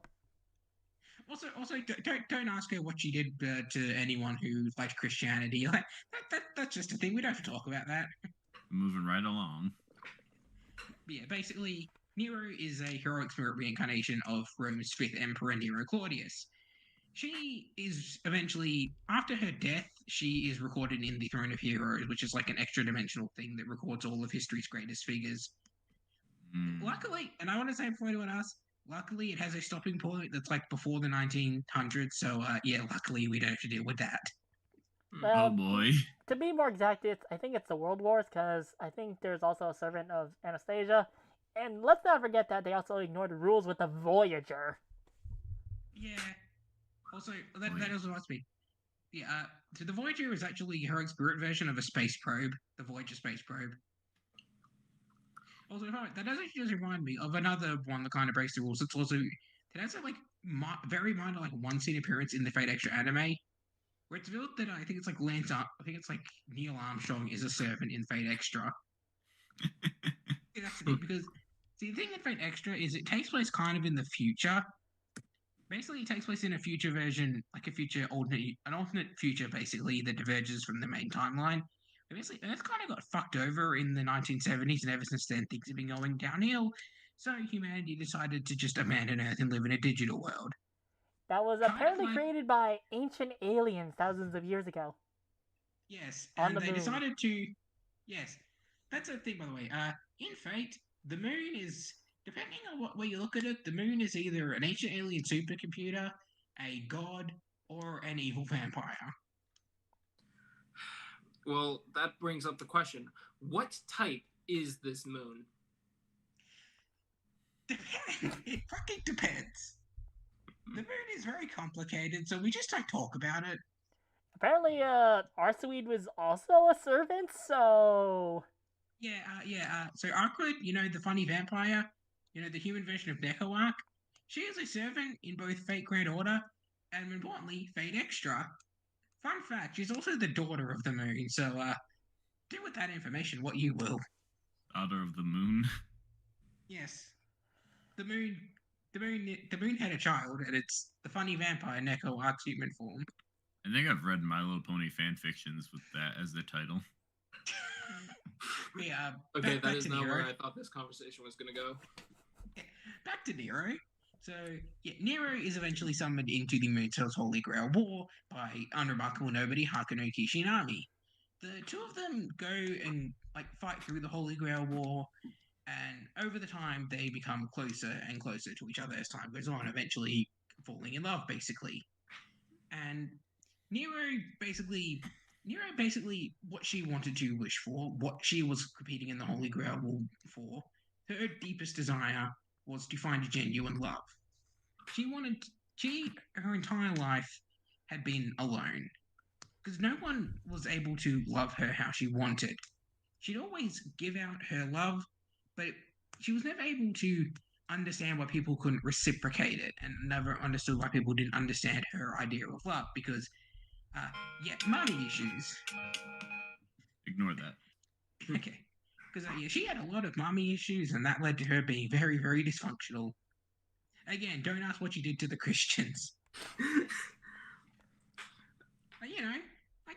That's kind of just what you do when you have mommy issues. You decide to kill a bunch of people and set Rome on fire and become a tyrant, but, just ignore that. To be God fair, forbid she women was do anything. poisoned constantly by her own mother, which might have given her a lot of brain damage. Yeah, that's kind of thing. No. She kind of has serious brain damage, and again, it was ancient Rome, so did you really think they were going to treat the brain damage well? So this is a hero versus villain fight? No, Nero is a good guy in Fate Extra. Okay, just double checking. Nero is a good guy. She's a Safu Umu princess. Come on. It's actually looking at his it's actually kind of Fate is actually kind of ahead of the curve a bit with how it looks at the legend, Emperor Nero's real life legacy and that, because at this point the comic consensus by a lot of people is a lot of Nero's darker moments and historical actions were. The current consensus is that a lot of them were actually twisted by people who basically slandered the real life Emperor Nero after he died, and Fate was kind of ahead of the curve on accepting that. So it's really interesting to look at Nero's characterization and the legacy of the actual real life Emperor Nero. But basically, to get back to it, her wish was she wanted someone to genuinely love her and be there for her at her end, because she died alone and that was her deepest regret. And through Fate Extra and its various sequels and all of that, she comes to have her wish granted in a way, not by winning the Holy Grail War and having her wish granted, but because Hakuno comes to genuinely love and accept Nero as she is. And that is the genuine love and companionship that Nero has always wanted. So eventually she learns to kind of let go of her past and, accept that tragedy, accept that she never got loved in life and that she died alone. Because now, here in the Moon Cell, in the Holy Grail War and its future, she has found someone that she genuinely loves and wants to be with in Hakuno. And she's willing to stand by Hakuno throughout everything that Hakuno goes through as the actual main protagonist of the Fate Extra series. Yeah. What does the fight progression of this matchup look like? It's pretty interesting because there's a lot you can do to have the fight progress, but on Geats' side, it really just be him using stronger and stronger buckles in order to basically just turn up the heat. I like the idea of Nero using her sword in order to kind of create a giant tornado that Geats gets caught up in. However, Geats then counters this by using the cannon and jet buckles in order to basically start creating a counter force to the tornado, and then start sending it in the opposite way, so that Nero gets caught up in the tornado, and then you can kind of see them sword fighting throughout the storm. Yeah, That sounds like a fun time. Nero's sword can make rose petals and fire, so it would be beautiful. Yeah. Also, fun fact: her sword is actually bigger than she is. It's also Nero's tiny as shit in Fate. Nice. She's tiny. She's shorter than Napoleon. Which is also funny because in Fate, Napoleon is huge. He's giant and buff in Fate. Yeah, being real, I'm only slightly taller than the guy. It's kind of crazy, honestly. Hilarious. Yeah, he's 6'2" or something. With all that said, I think we can start wrapping up now. Someone was asking about Digimon casts. I don't know if they're still here, but we do have some Digimon casts coming up vaguely at some point in the future. We have both Mewtwo versus Black War Greymon and Takudo, Matsuda, and Gilmon versus Land, Hikari, and Megaman.exe. So there's 2 casts coming up for you if you like Digimon. Yeah, we will be talking about Digimon eventually, and knowing Zoro and Prime, they're probably gonna get another Digimon Cat bonus cast here eventually. Maybe. In regards to just other casts coming up this month, we do have Sora, Donald, and Goofy versus Chrysalis, Morrowind, Tyrek coming up on the 12th. On the 16th, we have Luna versus Darkrai. And at some point in the second half of this month, we're gonna do Ganondorf versus Sauron. So those should all be fun topics. Later today, Plime, friend of the show, co-channel, he will be playing some Sonic.exe video games, and I think it'll be a fun time because this is one of his first time playing them. Yeah. With that said, thank you everyone for watching, and we'll catch you in the next one. Get us out of here, next Berserker. Yeah, thanks for having me. This is fun. Don't forget to watch Kamen Rider, guys. It's free on YouTube. Better. Yeah, yep.